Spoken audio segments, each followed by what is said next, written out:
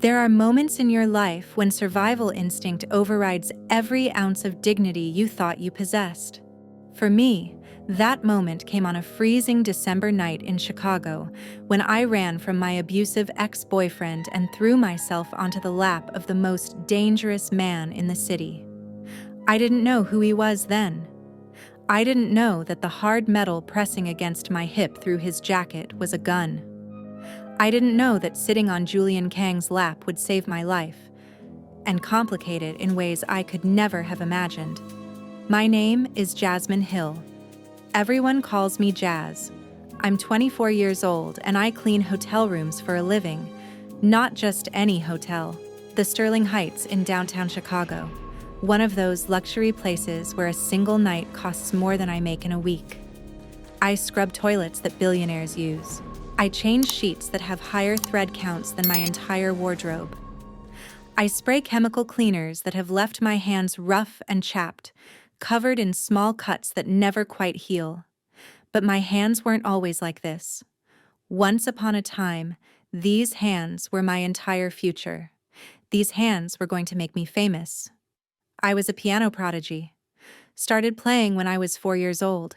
By the time I was 16, I'd won every youth competition in the Midwest. I had a full scholarship to the Chicago Conservatory of Music. Professors told me I had a gift. Critics said I played Rachmaninoff like I'd been born in 19th century Russia. My fingers were long and nimble, perfect for reaching difficult chord progressions. People used to stop and stare at my hands, amazed that something so delicate could create such powerful sound. And then I met Dante. Dante was 28 when I was 19. He seemed sophisticated, worldly. He worked in music promotion, or so he said. He told me he could help my career, told me he had connections to concert halls and recording studios, told me he loved me, told me we were going to conquer the world together. What he actually did was steal every penny of my scholarship money to feed his gambling addiction. When I confronted him, when I told him I was leaving, he slammed the piano lid down on my hands. 8 joints. 8 knuckles broken in one vicious moment. He destroyed my hands the same way he destroyed my trust, the same way he destroyed my future. The doctors said I'd heal. They said I might even play again someday. But might and someday don't pay for advanced rehabilitation. Might and someday don't cover rent. So I dropped out of the conservatory, got a job cleaning rooms, learned to be grateful for what I had, a paycheck, a tiny studio apartment, and hands that could still hold a mop even if they'd never again play Chopin the way they used to. For 3 years I kept my head down, worked hard, avoided men, avoided relationships, avoided anything that might remind me of the life I'd lost. And I definitely avoided Dante. Got a restraining order, changed my phone number, moved to a different neighborhood. I thought I was safe. I thought wrong. He found me on December 18th. The snow was coming down hard that evening. One of those Midwest blizzards that makes you wonder why anyone lives in Chicago. The hotel was crazy busy because of the weather. Guests who'd planned to fly out were stuck. Conference attendees couldn't get home. Every room was booked solid. I was finishing my shift, hauling dirty laundry down to the basement. The service corridors in fancy hotels are like a completely different world from what guests see. Narrow hallways with peeling paint, exposed pipes, harsh fluorescent lighting. That's where the magic happens, where people like me do the unglamorous work that keeps the illusion of luxury alive for people who can afford it. I was exhausted. My back hurt. My hands hurt. I just wanted to go home, heat up some soup, and maybe watch something mindless on my laptop before passing out. I pushed through the door to the back alley where staff parked, and there he was. Dante. He looked worse than I remembered, heavier. His face bloated and red, eyes bloodshot. He was wearing a stained jacket that was too thin for the weather, and he was shaking, though I couldn't tell if it was from cold or withdrawal or rage. "There you are," he said. His voice was slurred. "Been looking for you, baby." My heart stopped. Actually stopped. Then started racing so hard I thought I might pass out. "You need to leave. Now. I have a restraining order." "Restraining order?" He laughed. It was an ugly sound. "You think I care about a piece of paper? You owe me, Jazz. You owe me for all the years I invested in you, all the money I spent on you. You stole my scholarship money. And you stole my future. You were supposed to be famous, supposed to make us rich. But you're too weak, too pathetic. Just like I always said." He was walking toward me. I was backing away. The snow was falling harder. The alley was empty. No one could hear me if I screamed over the wind. "I need money," Dante said. $20,000. You've been working for 3 years. You must have it saved up." "I don't have that kind of money. I barely make enough to survive." "Then you better figure it out." He grabbed my arm. His fingers dug in hard enough to bruise. "Because if you don't pay me by Christmas, I'm going to finish what I started with those pretty little hands of yours. I'll make sure you never hold anything again. Not a mop. Not a fork. Nothing." I tried to pull away. He squeezed harder. I could feel the old injuries in my knuckles starting to ache, starting to throb with memory and fear. That's when pure survival instinct kicked in. I did the only thing I could think of. I screamed as loud as I could and ran, just ran. Not toward the parking lot where he could catch me, not toward the street where I'd be alone. I ran back inside the hotel, through the service corridors, up the staff stairs. I could hear Dante behind me, cursing, following. The Sterling Heights has a VIP lounge on the mezzanine level. It's for high-end guests only. The kind of people who pay extra for privacy and luxury. I'd cleaned that lounge dozens of times but never been there as a guest. It was exclusive. Velvet ropes, security guards. The kind of place where people like me definitely didn't belong. But I was desperate. And desperate people don't think about where they belong. They just think about staying alive. I burst through the service door into the mezzanine hallway. Dante was right behind me. I could hear him shouting, making a scene. The hotel security guards at the VIP entrance were looking our way, but they were too far away. I wouldn't reach them before Dante reached me. So I did something insane. I ran into the VIP lounge, past the velvet ropes, past the startled security guard who called after me. And I threw myself at the first person I saw who looked powerful enough to make Dante back down. He was sitting alone at a corner table. Dark suit. Perfectly tailored. The kind of clothing that costs more than a car. He was handsome in a way that seemed almost dangerous. Sharp jawline, intense dark eyes, black hair styled with precision. Korean American, I thought. Mid-30s. The kind of man who commanded attention without trying, and without thinking, without asking permission, without any plan whatsoever. I sat down on his lap. Not next to him. On him. I felt him tense immediately. Felt the hard metal of what I would later realize was a gun pressing against my hip. Felt his hand move instinctively toward that weapon. I was probably seconds away from getting shot by a man I'd just violated the personal space of in the most dramatic way possible. But I whispered urgently in his ear, "Please, there's a man chasing me. He's going to hurt me. Please, just pretend you know me, just for a minute, please." I was shaking. I couldn't help it.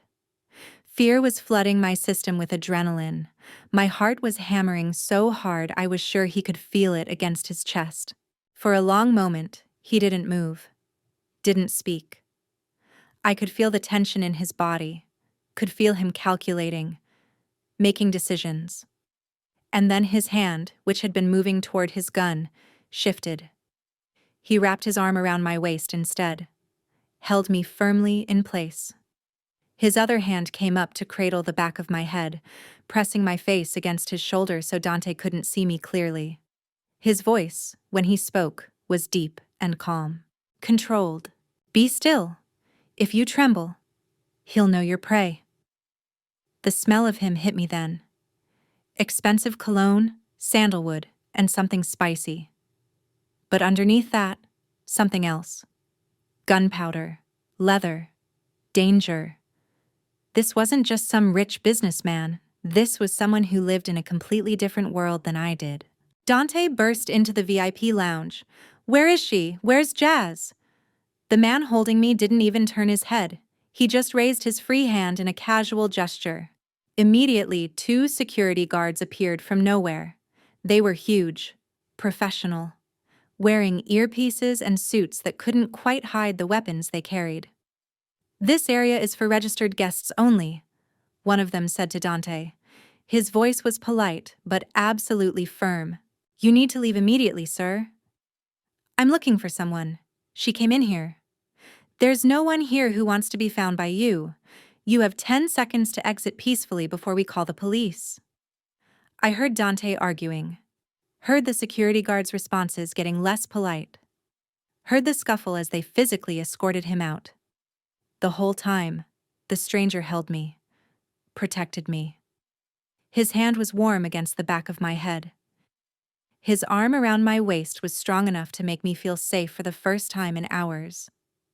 When the commotion faded, when we could no longer hear Dante's protests, he finally spoke again. He's gone. You're safe now. I should have jumped up immediately, should have apologized profusely and run away, but I couldn't move. The adrenaline was wearing off, leaving me shaky and weak. Tears were threatening to spill over. I'd been so scared, so utterly terrified. Thank you, I whispered. Thank you so much. I'm so sorry for... How long has he been bothering you? The stranger's voice was still calm, almost clinical, like he was gathering information for a report. He's my ex-boyfriend. I have a restraining order, but... Restraining orders are just paper. They don't stop determined men. He paused. Did he hurt you? Not tonight, but he will if he catches me. He broke my hands 3 years ago. 8 joints. He said he'll finish the job if I don't give him $20,000 by Christmas.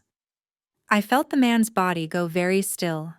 The arm around my waist tightened slightly. When he spoke again, his voice was different. Colder. Harder.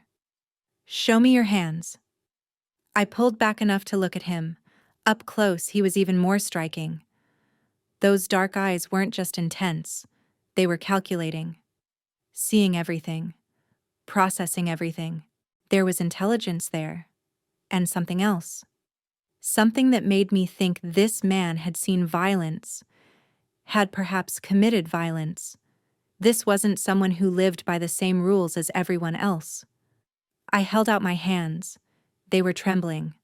The scars from my injuries weren't visible to most people, but I knew they were there. The slight irregularity in certain knuckles. The way my ring finger on my left hand didn't quite straighten all the way. He took my hands in his. His touch was surprisingly gentle. He examined them carefully, turning them over, studying the calluses and small cuts from cleaning chemicals. His jaw tightened. These are Pianist's hands, he said. It wasn't a question. How did you... The length, the span, the way you hold them even now, with muscle memory. You were trained classically. I was. My voice cracked. I was good. Really good. I had a scholarship to the conservatory. And then, Dante destroyed my hands and destroyed my career, and I've been cleaning hotel rooms ever since. Something flickered in his eyes. Anger, maybe. Or recognition. He released my hands and reached into his jacket. I tensed, suddenly remembering the gun, but he pulled out a business card instead. My name is Julian Kang. I own Hanseong Corporation. We handle shipping and logistics. I'm also a frequent guest here at the Sterling Heights. He handed me the card. I have a proposal for you. A proposal? You need protection from your ex-boyfriend. I need a housekeeper. A private one. Someone to manage my personal residence and handle certain delicate matters. The job comes with security, room and board in a secure location, and a salary that would make $20,000 seem insignificant. I stared at him. This was insane. I'd known this man for 5 minutes. I was still sitting on his lap for crying out loud. And he was offering me a job? I don't understand. Why would you? Because men who break women's hands should be broken themselves. Because I have the resources to protect you and you need protection. And because I dislike seeing talent go to waste. He paused. Also, I have excellent instincts about people. You're honest, hardworking, and desperate enough to take risks but smart enough to run towards safety instead of just hiding. I could use someone like that. You don't know anything about me. I know you'd rather throw yourself at a stranger than face your abuser alone. That takes courage, and I know you've survived 3 years of physical labor that should have broken your spirit, but you're still here, still fighting. That takes strength. He met my eyes. I'm not a good man, Miss Hill, but I protect what's mine. If you work for me, you'll be mine to protect. No one will hurt you. Not your ex-boyfriend. Not anyone. The way he said mine should have scared me. It was possessive. Absolute. This man didn't make casual promises. He made declarations. He decided things and then made them happen through force of will, and probably through force itself. But I was so tired of being scared. So tired of looking over my shoulder. So tired of scrubbing toilets and wondering if Dante would be waiting for me after every shift. What exactly would this job entail? I asked carefully. Exactly what I said. Housekeeping. My penthouse needs someone to manage it. I travel frequently for business. I need someone I can trust to handle my personal space. Someone discreet. And that's all? Just housekeeping? His expression didn't change, but something in his eyes softened slightly. I'm not asking you to sleep with me if that's your concern. This is employment. Professional. You'd have your own quarters, your own space. And if you're uncomfortable at any time, you're free to leave. I didn't believe the last part. Something told me that once you entered Julian Kang's world, you didn't just leave. But right then, sitting in his lap with the lingering fear of Dante still making my hands shake, I didn't care. I needed safety. I needed protection. And this dangerous stranger was offering me both. Okay, I said. I'll do it. Good. He helped me stand, then rose himself. He was tall, much taller than I'd realized, probably 6'2". He had the build of someone who trained regularly, not bulky, but lean and powerful. My assistant will handle the paperwork. You'll start tomorrow. Tomorrow? But I need to give notice at the hotel, and I have an apartment. I'll handle the hotel. Your apartment will be dealt with. Bring whatever personal items you need tonight. My driver will collect you at 9 a.m. He pulled out his phone, typed something quickly, then looked at me again. One more thing. The man who hurt you. Dante. Does he know where you live? I'm not sure. I moved after we broke up, but he found me at work, so maybe... Then you're not going home tonight. It's not safe. He gestured to one of the security guards. Park will escort you to a hotel room here. You'll stay the night. In the morning, my people will collect your belongings from your apartment. I can't afford a room here. You're not paying. I am.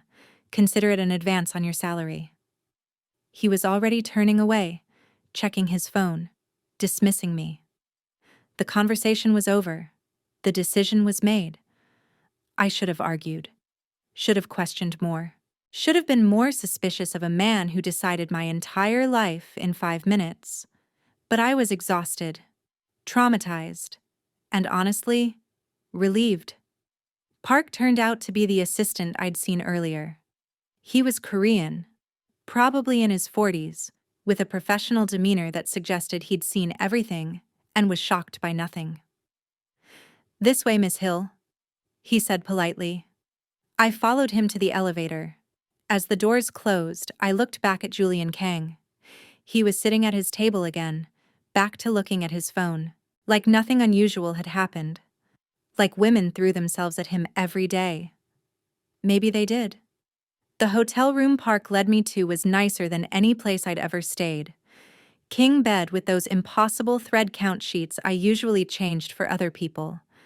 Marble bathroom, floor-to-ceiling windows overlooking the Chicago skyline, snow still falling heavily outside. I stood at the window for a long time, trying to process what had just happened. I'd run from Dante, sat on a stranger's lap, been offered a job, accepted that job. And now I was spending the night in a luxury hotel room, looking out at a city that suddenly felt both dangerous and full of possibility. My phone buzzed. A text from an unknown number. This is Park Ji-hoon, Mr. Kang's assistant. Please send me your apartment address and a list of items you need collected. I will have them delivered to the penthouse tomorrow by noon. I sent him the information, then sat on the bed, still in my work uniform that smelled like cleaning products. My hands were still shaking slightly. I looked down at them. These hands that used to create music, that now created cleanliness, that Dante had tried to destroy. Julian Kang had said these were Pianist's hands.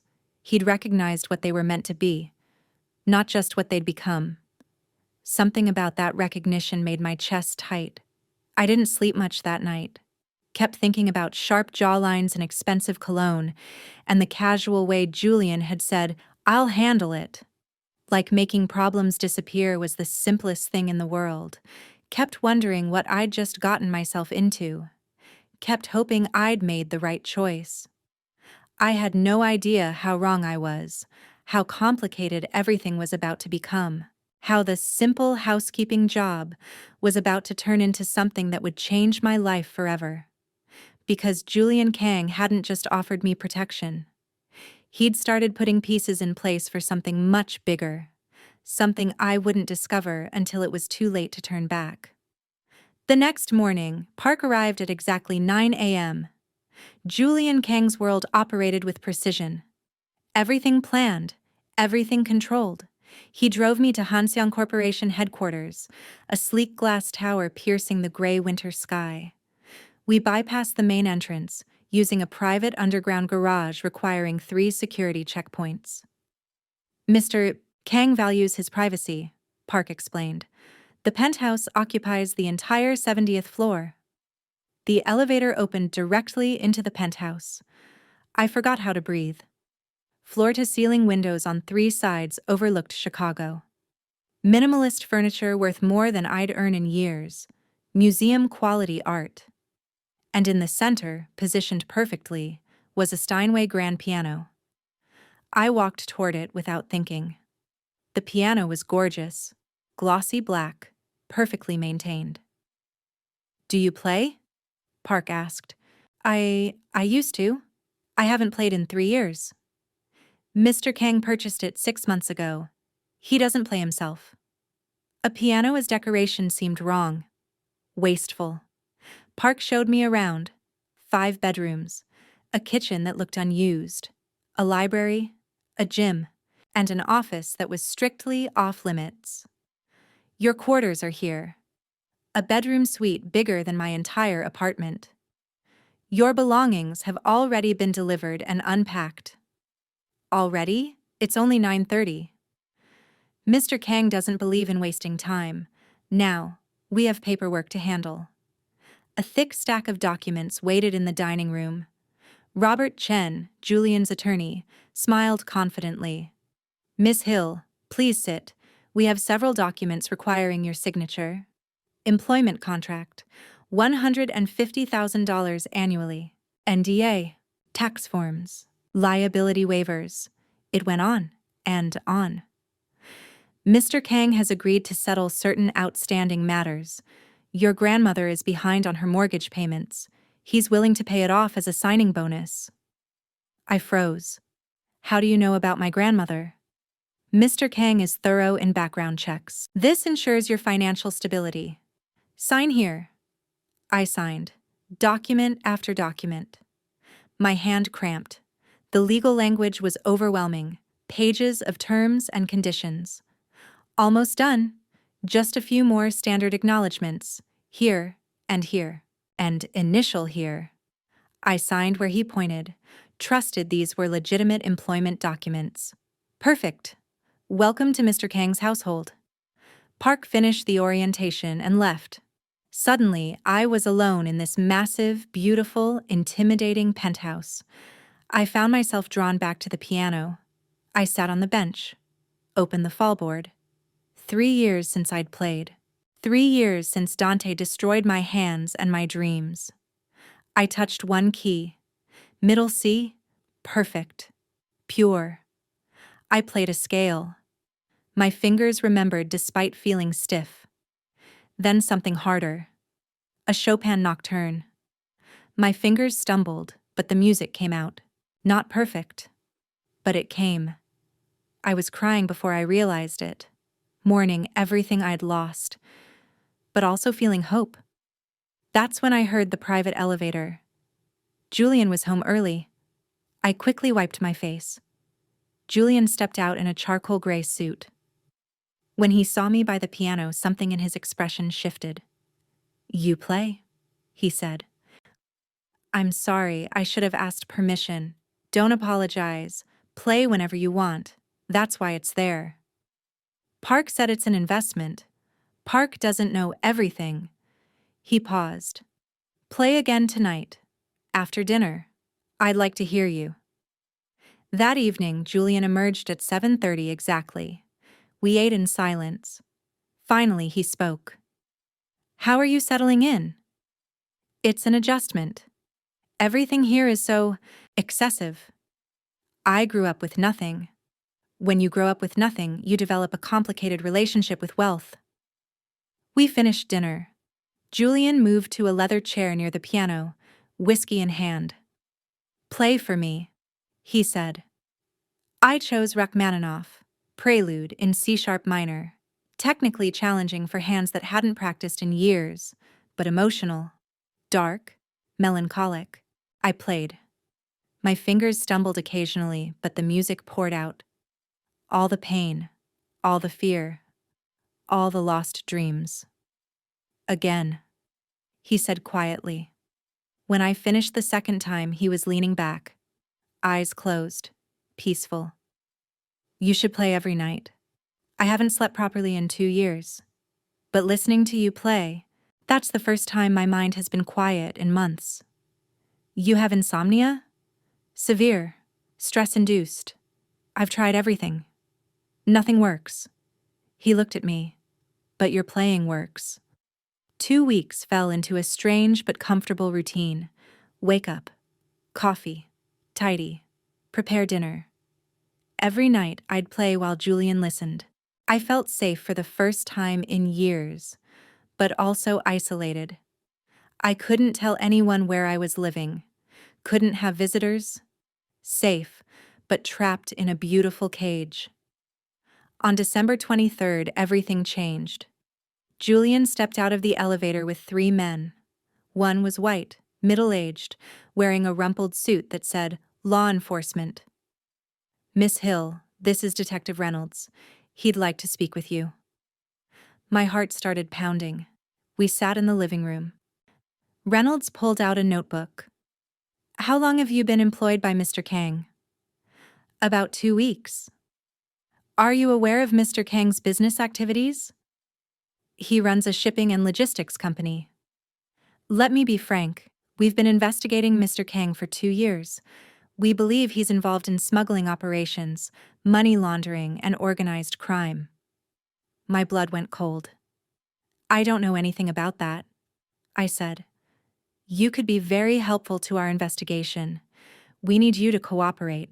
Wear a wire, record conversations, document meetings." I looked at Julian. He was watching me with unreadable eyes. "And if I refuse?" Reynolds's expression hardened. "Your grandmother received $200,000 from an offshore account connected to Mr. Kang's organization, likely illegal funds. If you refuse to cooperate, we'd have to investigate. Your grandmother could face charges, money laundering, prison time. She didn't know where the money came from. She's innocent. The law doesn't always care about intention. You help us, or your grandmother pays the price. You have until tomorrow to decide. He left. Julian spoke quietly. He's bluffing. The money came from legitimate accounts. How do I know that? Because I'm telling you. He looked at me. I'm not going to lie. My business operates in gray areas. But I'm not a drug dealer. I'm not a human trafficker. I don't hurt innocent people. Then what are you? Someone who understands the world isn't black and white.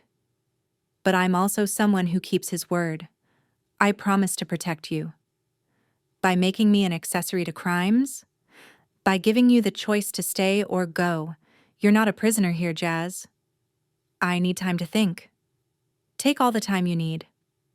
I didn't sleep that night. Around 3 a.m. I heard music. Julian was sitting at the piano playing. Not well. His technique was rough, untrained, but playing a simple melody over and over. He stopped when he saw me. I'm sorry. Did I wake you? I wasn't sleeping.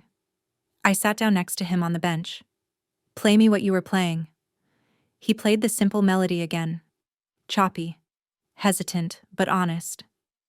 Here, I said, placing my hands over his. Curve your fingers more. Like this. I guided his hands through the melody. When we finished, he turned to look at me. We were very close. Thank you, he said quietly. For what? For treating me like a person instead of a monster, even after today. I don't think you're a monster. You should. He touched my face gently. But you're not most people, are you? I should have pulled away. Instead, I leaned into his touch. I don't know what to do. About Detective Reynolds. About any of this. Then don't decide tonight. His hand dropped away. I will never let anything happen to you or your grandmother. Whether you cooperate with the police or not. Whether you stay or leave. I protect what's mine. And you became mine the moment you sat on my lap and asked for help. Play something for me, he said. Please. I played Rachmaninoff's Second Piano Concerto, and Julian sat next to me, listening like my music was the only thing keeping him tethered to the world. When I finished, he was asleep, sitting upright on the bench, head tilted toward me. He looked younger when he slept, less dangerous. I grabbed a blanket and draped it over his shoulders. My decision was made. I wasn't going to betray Julian Kang. The next morning, Christmas Eve, Reynolds returned. I met him downstairs. Have you made your decision, Miss Hill? Yes, I'm not going to help you. I don't know anything about Mr. Kang's business activities, and I'm not going to spy on him. Reynolds's expression turned cold. You're making a mistake. Maybe, but it's my mistake to make. Fine. You might want to ask Mr. Kang about the paperwork you signed, particularly page 47. I think you'll find it very interesting. Page 47. What was on page 47? I took the elevator back up. What did he say? I told him no. I looked at Julian. He said something about the paperwork. Page 47. What's on page 47, Julian? Guilt flickered in his eyes. You should sit down. He pulled out a document and handed it to me, a marriage certificate, with my signature and his. What is this? My voice was shaking. It's a marriage license, legal and binding. I never agreed to marry you. You signed it. Page 47 in the stack. Robert Chen included it in your employment paperwork. I couldn't breathe. Why? Because I knew they were coming for you. There's a legal protection called spousal privilege. A spouse cannot be compelled to testify against their husband. By making you my wife, I made you legally unable to provide evidence against me. You tricked me. You manipulated me. I protected you. He was angry now. Reynolds would find a way to charge you with something to pressure you, but you're my wife now. You have legal protections. He can't touch you. I'm not your wife. Not really. I'll get it annulled. The moment you file for annulment, you lose spousal privilege. Reynolds will arrest you the same day. He moved closer. I'm sorry I deceived you, but I'm not sorry I protected you. I was crying. I trusted you. I know, and I violated that trust, but I'd do it again if it meant keeping you safe. Don't touch me. I ran to my room, slammed the door, cried until I had no tears left. I'd been so stupid, so naive. Then I heard a sound outside my door. I opened it. Julian was sitting on the floor in the hallway. He looked devastated. I'm sorry, he said hoarsely. You're right. I used you, manipulated you. I'm no better than the man who hurt your hands. I'm a monster who... Stop. I sat down across from him. Just stop. We sat in silence. Finally, I spoke. Did you really do it to protect me? Or to protect yourself? He looked at me with red-rimmed eyes. Both. But also because, from the moment you sat on my lap, trusting a stranger to save you, I felt something I haven't felt in years. I felt necessary, important, and I couldn't bear the thought of losing you. You can't lose something you never really had. I know, but I've done terrible things in my life, Jazz. Everything I do with full knowledge of the consequences. I own my sins. Except this. Tricking you into marriage. That's the one thing I can't justify. Then why did you do it? Because I'm selfish. Because I wanted you safe and near me more than I wanted to be a good person. Because I'm in love with you, and love makes people into monsters sometimes. The world stopped. What did you just say? I'm in love with you. Have been since before we met. I saw you perform once, 3 years ago, at a conservatory showcase, Rachmaninoff. I was there because I donated to the music program. You played like your soul was on fire. I tried to meet you after, but you disappeared. When you ran into that VIP lounge, I recognized you immediately. I knew this was my chance to keep you close, to protect you. So yes, I manipulated you. I'm only sorry you found out this way. I stared at him. This dangerous, powerful man who'd seen me perform years ago and never forgot. It should have terrified me. Instead, something clicked into place. The small kindnesses. The way he'd recognized my pianist hands. The Steinway piano. The way he listened to me play like it was his only salvation. You're insane, I said. Probably. This is the most messed up thing anyone's ever done to me. I know. I should hate you. You should. But I don't. The words came out as a whisper. I don't hate you. And that makes me just as insane as you are. Hope flickered in his eyes. You don't hate me? I'm furious with you. Betrayed by you. Confused about you. But hate? No. I took a shaky breath. You're the first person in 3 years who made me feel like I mattered, who saw past what I'd become and remembered what I used to be, who gave me back my music. You're also the first person who violated my trust and tricked me into marriage. So I don't know what I feel about you, Julian Kang. But it's not hate. What do you need from me? To make this right? I need honesty. Complete honesty. Tell me everything. What you really do.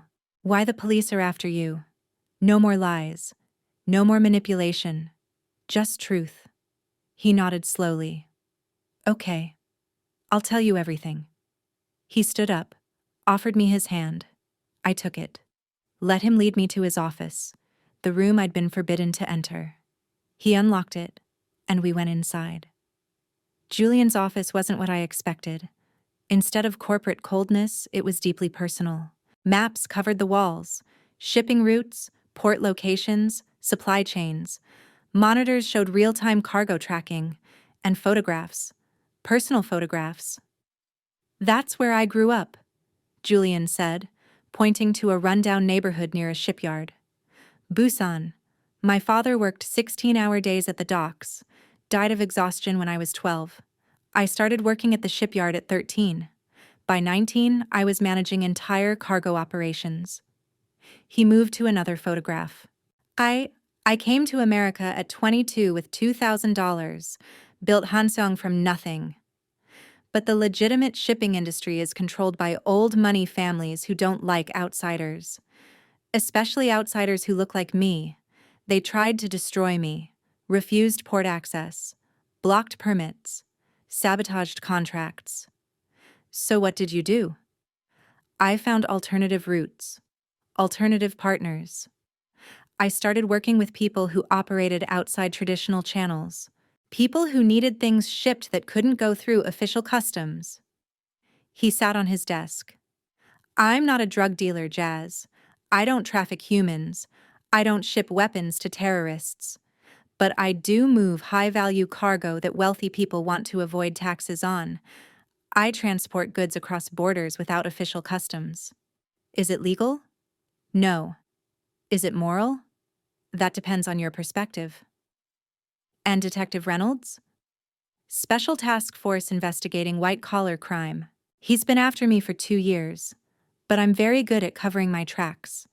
Everything appears legal on paper. My real operations are hidden behind layers of shell companies. He can't touch me unless he has inside information, which is why he tried to flip you. Julian was a criminal, but a specific kind. Not violent, not dealing in human misery, just someone who'd worked outside a system that tried to destroy him. Why did you give me that scholarship? He looked uncomfortable. Yes, I created it specifically for you. I saw you perform and was captivated, not just by your talent, but by your passion. I wanted to help you succeed, so I created a scholarship program under a fake foundation name. You thought you'd won a competitive scholarship. Really, I was trying to support someone whose art had moved me. And then Dante stole that money. By the time I found out, you'd disappeared. I had people looking for you for 3 years, and then you literally fell into my lap. He smiled slightly. I took it as a sign, a second chance to protect you properly. By tricking me into marrying you. By making sure no one could hurt you again. He walked to a safe, opened it, pulled out a folder. I need to show you something. Inside were divorce papers, already filled out, already signed by him. I had these prepared the day after we got married, Julian said quietly. Because I knew eventually you'd find out, and I knew you'd want out. Divorce papers. Pre-signed. You can file them anytime. I've included financial settlements. $5 million. Enough to start over. To rebuild your music career. Why are you showing me this now? Because I'm tired of lying. You asked for honesty. He sat down, exhausted. I love you.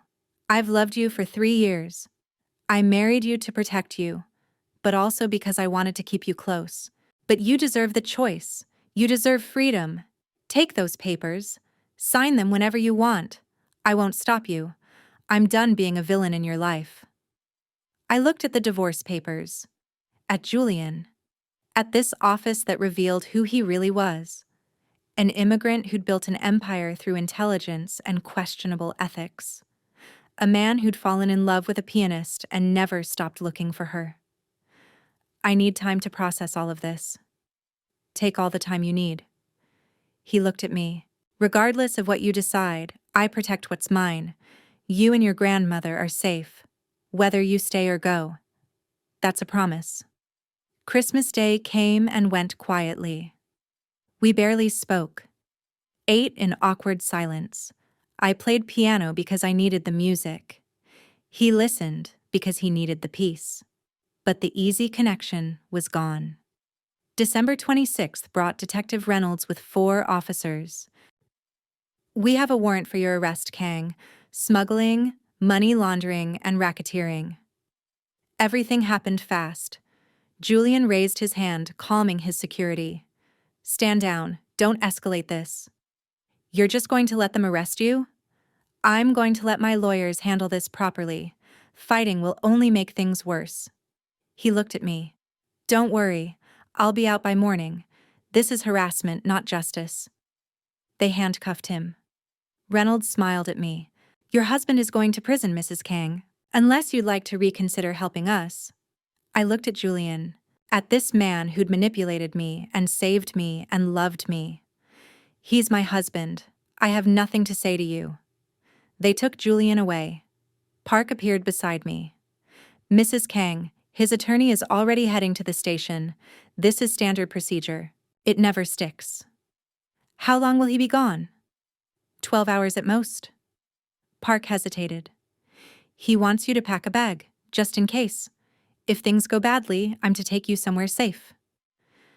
I packed a bag, then sat at the piano and played. Hours passed. Park provided updates. Finally, his phone rang.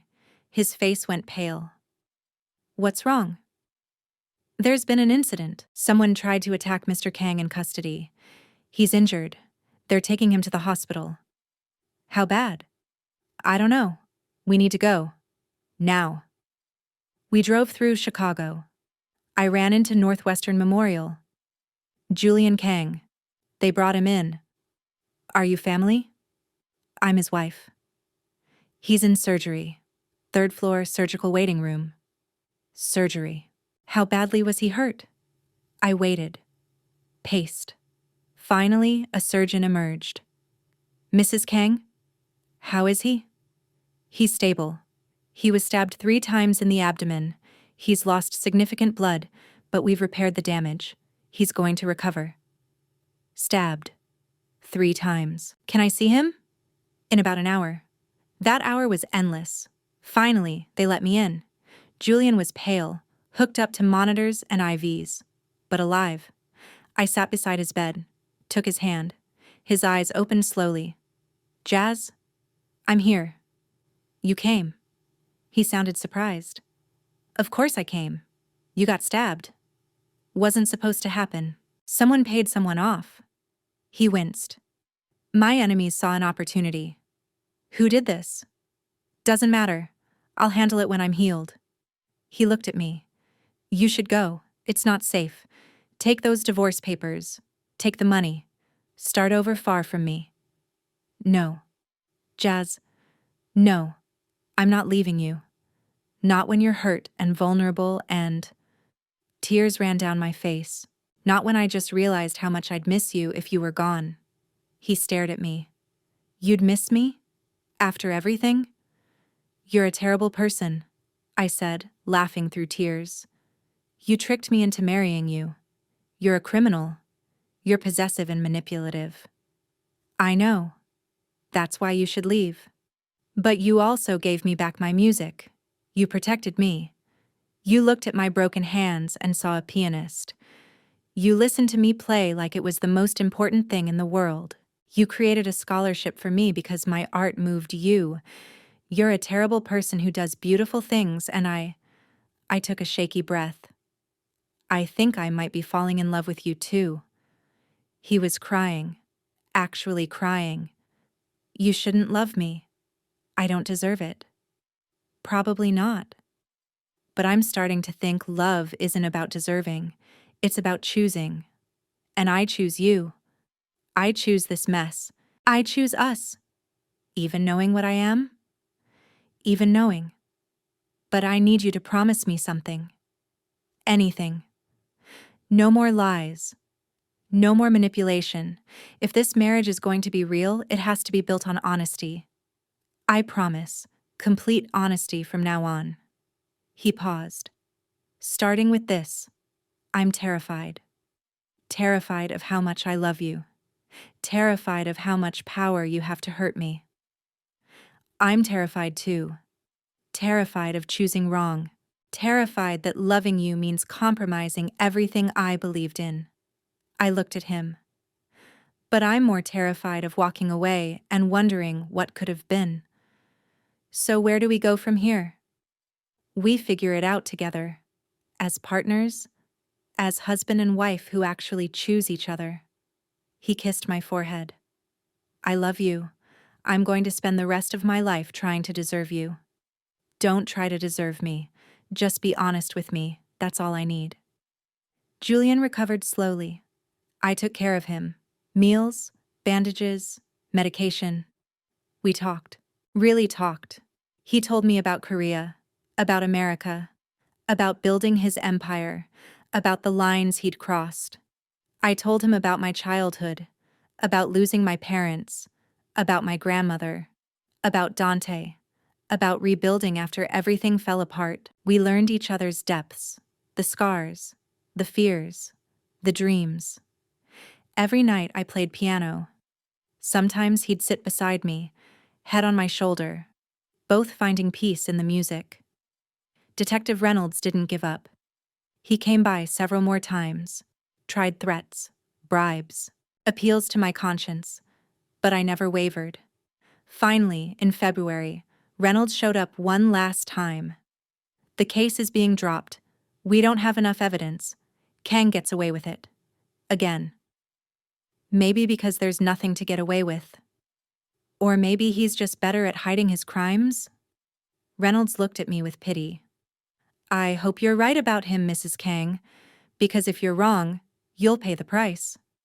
If I'm wrong, that's my choice to make. Life settled into a new normal.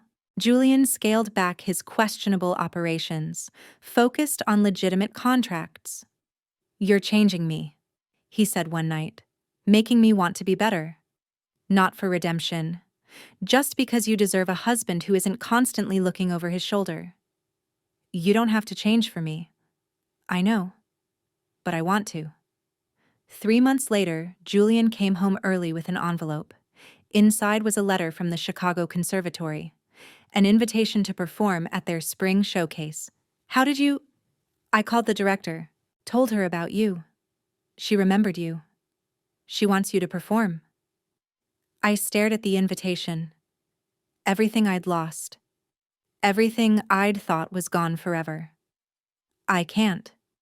People will ask questions. It'll bring attention. Let it bring attention. I'm done hiding. Julian took my hands. You're a brilliant musician. The world deserves to hear you play. You'd come? Front row. Wouldn't miss it for anything. I want you there, where I can see you. The showcase was in April. I practiced every day, relearned pieces, worked through the pain, built up endurance. Julian listened to every session. The night of the performance, I was terrified.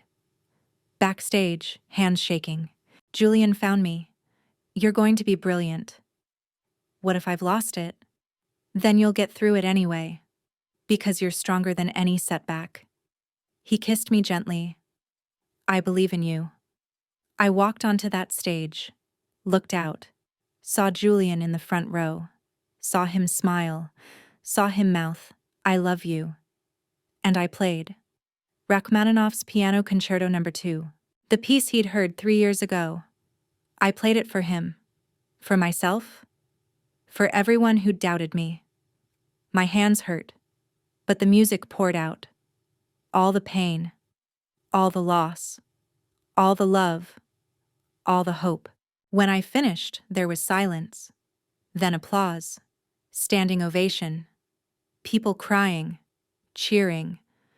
But I only looked at Julian, standing in the front row, crying, applauding, looking at me like I was the only person in the world. After the reception, I pulled the divorce papers from my purse, the papers I'd carried for months. I walked to the decorative fireplace and threw them into the fire. Julian stared. What are you doing? Choosing you, choosing us, choosing this complicated, beautiful life we're building together. I watched the papers burn. I don't want a way out anymore. I want a way forward. With you. He pulled me close, kissed me in front of everyone. Thank you for sitting on my lap that night. Thank you for being there when I needed you. Thank you for burning those papers. Thank you for giving me the choice to burn them. 1 year later, I was performing regularly. Julian had transitioned to mostly legitimate operations.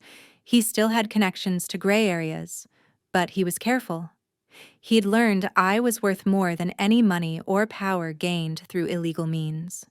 We weren't perfect. We fought. We had trust issues. We struggled with his past and my fears. But we also had music and honesty and the kind of love that comes from two broken people building something beautiful from their scars. Sometimes the person who saves you is also the person who traps you.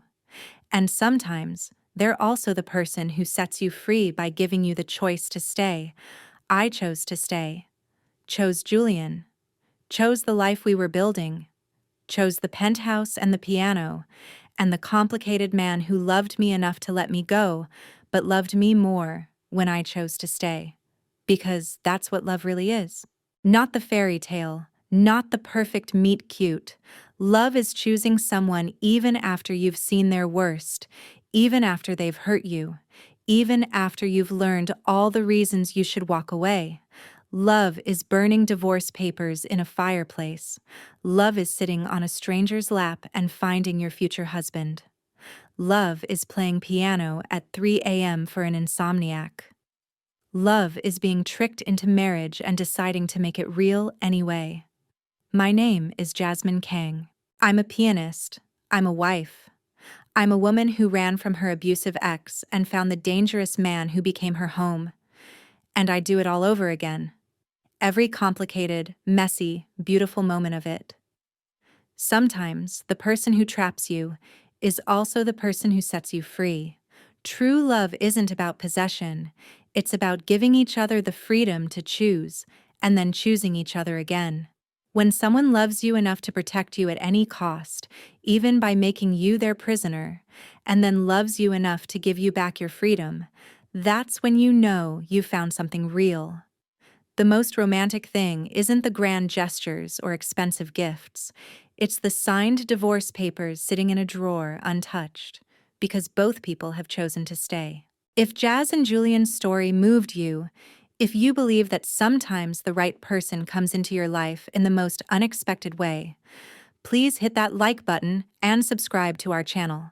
Come back tomorrow night for another story about love that defies logic, relationships that shouldn't work but do, and the kind of connection that changes everything. Because sometimes the greatest love stories are the ones that make absolutely no sense to anyone but the two people living them.